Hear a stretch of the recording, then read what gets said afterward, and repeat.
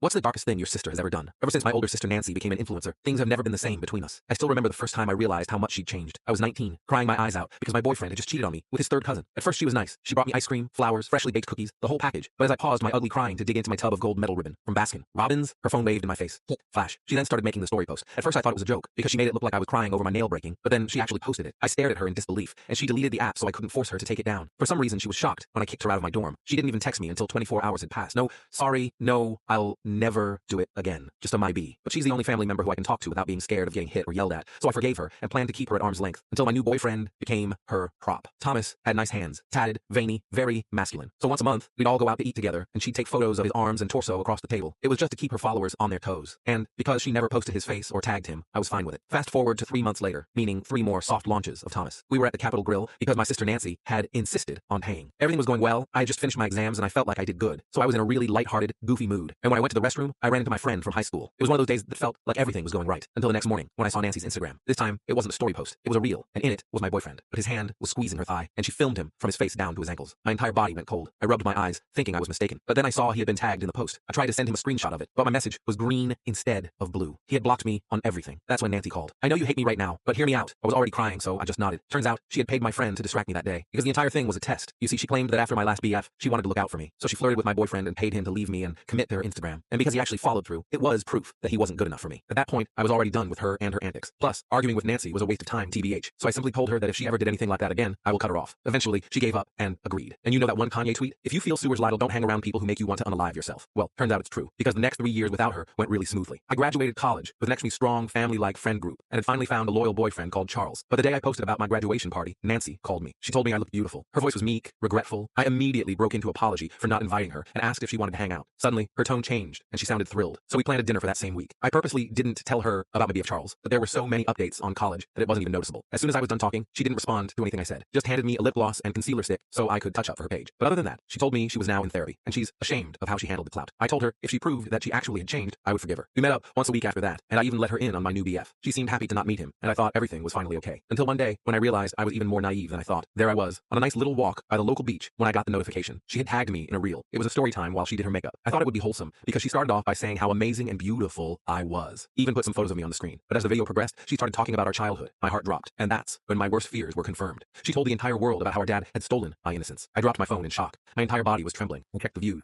In just 2 hours, it had gotten 20,000 views. 20,000 people knew about the most vulnerable memory I had. But this time, I had the upper hand because I wasn't the scared 19-year-old college girl anymore. I was a woman who had to fight back to make her regret ever thinking my forgiveness was weakness. The rest of the full story, where I exposed my sister, is on my channel and linked below.